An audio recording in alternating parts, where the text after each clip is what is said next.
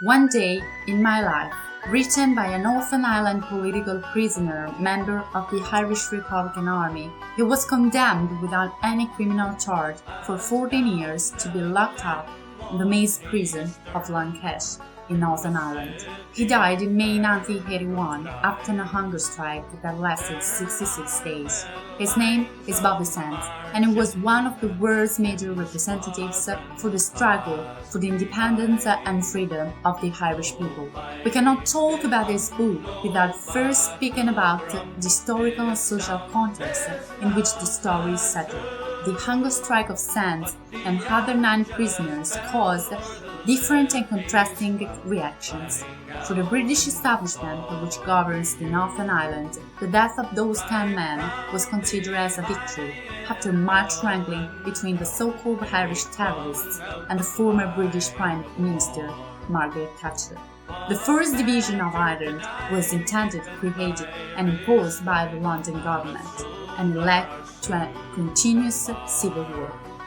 Those who were arrested decided to protest due to non-recognition of their political status and to the appalling prison conditions. In September 1976, they began the blanket protest, that is, the refusal to wear the prison uniform, covering themselves only with a blanket. In March 1978, they decided to start another protest added to the blanket one, the no-wash protest, the refusal to wash themselves. In October 1980, some prisoners decided to be on hunger strike.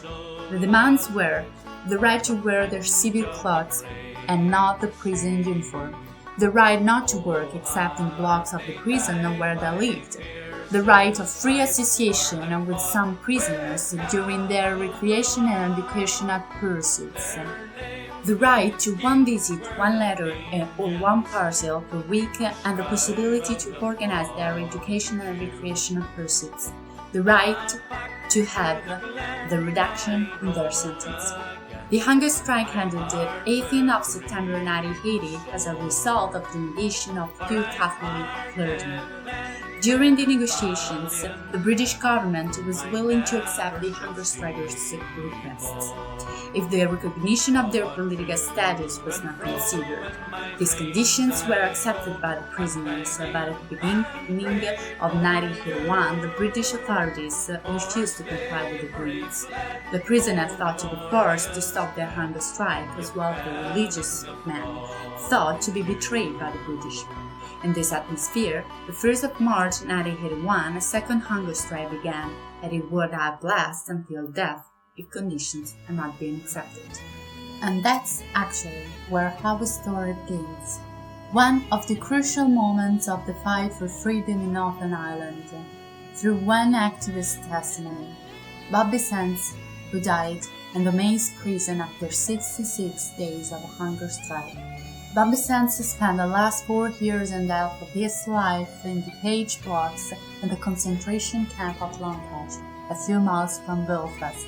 Sands began the hunger strike the 1st of March 1981, and he died the 5th of May of the same year. The pages of the book, his first draft, were written in a small, stinking cell, with the walls covered with excrements, using pieces of paper toilet and the ink of a ballpoint pen. The pages were written in different moments. They have a heterogeneous style and content, and this is the reason why, on the point of being published, slight changes have been made in order to give more consistency and clarity to the story. The papers were given to Sands' family, but some original parts have been omitted on legal advice. The book is a collection of memories and facts told by the writer protagonist.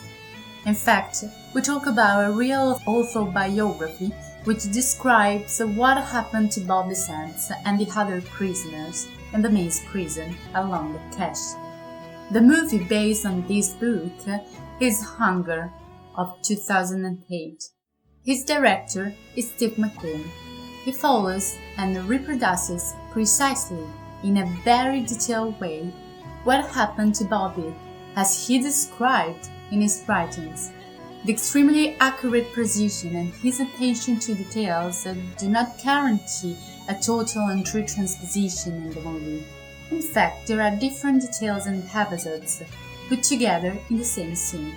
In a specific scene, when prisoners are on the blanket and dirty, no-wash protest, we can see them in a room used for the mass, but at that time this was impossible because one of the 5 points they reclaimed was the right of free association with other prisoners during their recreational and educational pursuits, the mass included.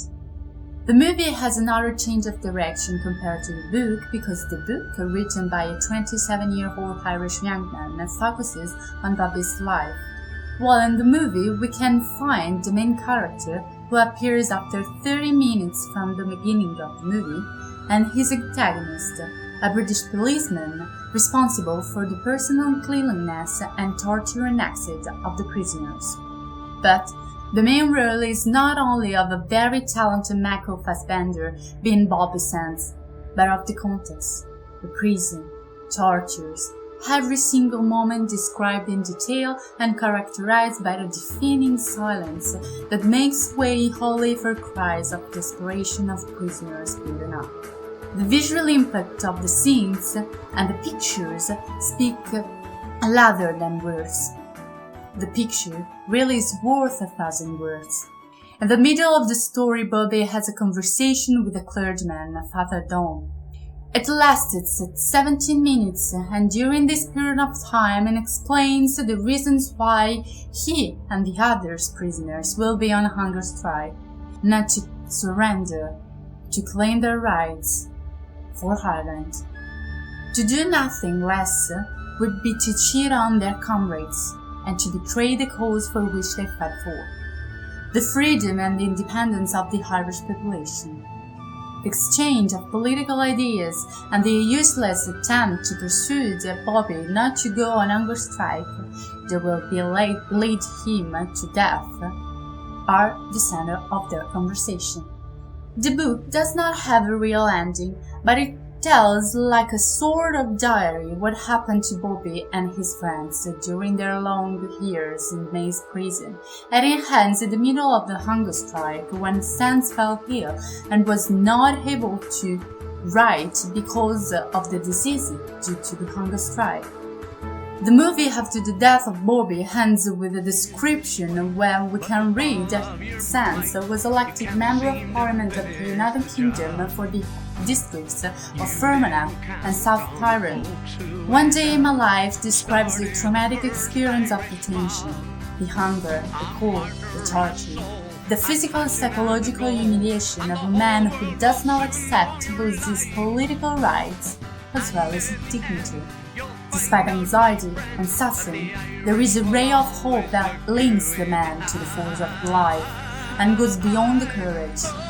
It underlines the essential values to fight for and the man's high moral code.